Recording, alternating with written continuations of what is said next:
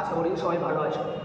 তো তোমরা অনেকে কমেন্ট করেছিলে যে ইংরাজি রিপোর্ট সম্পর্কে কিছু বলতে, অর্থাৎ WPSI বা কলকাতা পুলিশ এসআইয়ের যে মেন এক্সাম রয়েছে সেখানে ইংলিশ টপিকটা নিয়ে তোমরা আলোচনা করতে বলেছিলে। তো সেই জন্যই আমি তোমাদের সাথে আজকে আলোচনা করছি যে ইংলিশের রিপোর্ট কী ধরনের পড়বে, প্রেসি, ট্রান্সলেশন। তো এগুলো নিয়ে আমি ডিটেলসে তোমাদের সাথে আলোচনা করছি। তো অবশ্যই শেষ পর্যন্ত দেখে নেবে আর বন্ধুদের মাঝে শেয়ার করে দেবে। ওকে, তো চলো দেখো, সাব ইন্সপেক্টরের যে মেন এক্সাম রয়েছে সেখানে ইংলিশ রয়েছে 50 নাম্বার। তার মধ্যে কী কী রয়েছে? রিপোর্ট রয়েছে, প্রেসি রয়েছে, ট্রান্সলেশন রয়েছে আর গ্রামার রয়েছে।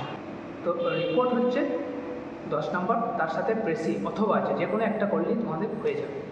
আর তার সাথে 2 নম্বর হচ্ছে ট্রান্সলেশন। ট্রান্সলেশন রয়েছে 20 নাম্বার, অর্থাৎ 10টা ট্রান্সলেশন থাকবে, তোমাদের 2 নম্বর করে থাকবে। আর তার সাথে 20 নম্বরের গ্রামার রয়েছে। গ্রামার কোনগুলো করবে? গ্রামার দেখো যেগুলো তোমরা পড়ছো, সিনোনিম, অ্যান্টোনিম, ইডিয়ম, ঠিক আছে, ওয়ান ওয়ার্ড সাবস্টিটিউশন, তারপর এরর কারেকশন, ঠিক আছে, এইগুলো, article, preposition, voice change, narration change. Okay, তো গ্রামারের পুরো সিলেবাসটা তোমাদেরকে ভালো করে পড়তে হবে। ওখানে কিন্তু 20 নাম্বার আছে। তো তোমরা যদি একটু ভালোভাবে পড়াশোনা করো তাহলে তোমরা ওখানে 20 থেকে ম্যাক্সিমাম ভালো নাম্বার তোমরা তুলতে পারবে। আর ওটাকে টার্গেট রাখতে হবে, তবেই তোমরা ইংরেজি পেপারে ভালো নাম্বার পাবে। এবার আসছি ট্রান্সলেশন। দেখো, ট্রান্সলেশন এখন ওয়ান লাইনার হয়ে গেছে। ধূমপান স্বাস্থ্যের পক্ষে ক্ষতিকর, এই ধরনের ট্রান্সলেশন আসছে।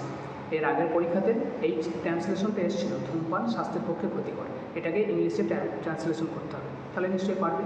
এগুলোর জন্য 2 নাম্বার আছে। ওকে, তো এখান থেকেও তোমরা ম্যাক্সিমাম ভালো নাম্বার পাবে। কী করবে দেখো, জাস্ট টেন্সটাকে তোমরা একটু ভালো করে দেখে নেবে। তার কারণ কি, যখন তোমরা ট্রান্সলেশন করবে ইংরাজিতে তখন তোমাদেরকে ওই টেন্সটা ঠিক রাখতে হবে। অর্থাৎ সাবজেক্ট, ভার্ব, অবজেক্ট, এটাকে ঠিক রাখলেই কিন্তু তোমরা ভালো নাম্বার, ফুল মার্কস পেয়ে যাবে। ঠিক আছে, তো এই দুটো খুব সহজ। এবার আসছি আমি প্রেসি আর রিপোর্ট। এবার দেখো, রিপোর্ট কোনগুলো পড়বো এর আগেও বলেছি, আবারও বলছি।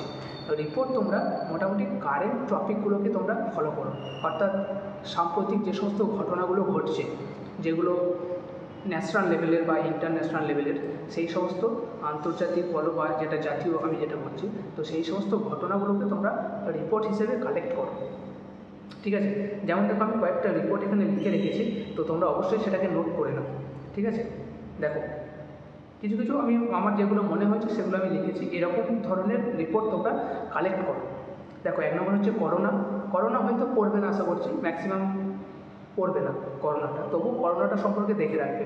তারপরে 2 নম্বর হচ্ছে আর্থকুয়েক, ঠিক আছে, ভূমিকম্প। 3 নম্বর হচ্ছে ট্রি প্ল্যান্টেশন অর্থাৎ বৃক্ষরোপণ, ঠিক আছে। তারপরে 4 নম্বর হচ্ছে ওয়েস্টেজ অফ ওয়াটার অর্থাৎ জল অপচয়, জলের প্রয়োজনীয়তা, এটাও দেখতে হবে, খুব ইম্পর্টেন্ট। 5 নম্বর হচ্ছে ড্রট মানে খরা, ঠিক আছে, যেহেতু এখন তাপমাত্রা বেড়ে যাচ্ছে তার জন্য বৃষ্টি হচ্ছে না, তার জন্য খরাটা এখন খুব ইম্পর্টেন্ট।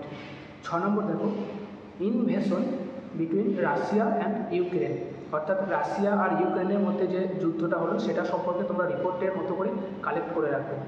7 নম্বর ট্রেন অ্যাক্সিডেন্ট, ঠিক আছে, এটা খুব ইম্পর্টেন্ট। ঠিক আছে, 7 নম্বর হচ্ছে ট্রেন অ্যাক্সিডেন্ট। সবথেকে বেশি ইম্পর্টেন্ট হচ্ছে যে তোমরা গুগলে সার্চ করে নেবে যে ওয়েস্ট বেঙ্গলের মধ্যে কোথাও ট্রেন অ্যাক্সিডেন্ট হয়েছে কিনা, সেই ঘটনাগুলোকে তোমরা কালেক্ট করবে। তারপরে 8 নম্বর হচ্ছে ডেঙ্গুটা খুব ইম্পর্টেন্ট, ঠিক আছে, ডেঙ্গু। 9 নম্বর হচ্ছে গ্লোবাল ওয়ার্মিং অর্থাৎ বিশ্ব উষ্ণায়ন, গ্লোবাল ওয়ার্মিং, ঠিক আছে। 10 নম্বর আর্টিফিশিয়াল ইন্টেলিজেন্স, ঠিক আছে, artificial intelligence. 11 number death of Bipin Rawat, ঠিক আছে, ডেথ অফ বিপিন রাওয়াত, এটাও খুব ইম্পর্টেন্ট। ওকে, তো আমি মোটামুটি 11টা টপিক তোমাদেরকে বলে দিলাম।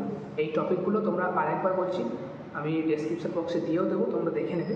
ঠিক আছে, তো দেখো, করোনা, আর্থকোয়েক ভূমিকম্প, বৃক্ষরোপণ, জল অপচয়, খরা, রাশিয়া ইউক্রেনের যুদ্ধ, train accident, dengue, global warming অর্থাৎ বিশ্ব উষ্ণায়ন, আর্টিফিশিয়াল ইন্টেলিজেন্সটা অবশ্যই দেখবে, এটা এখন যেহেতু একটা নিউজে রয়েছে।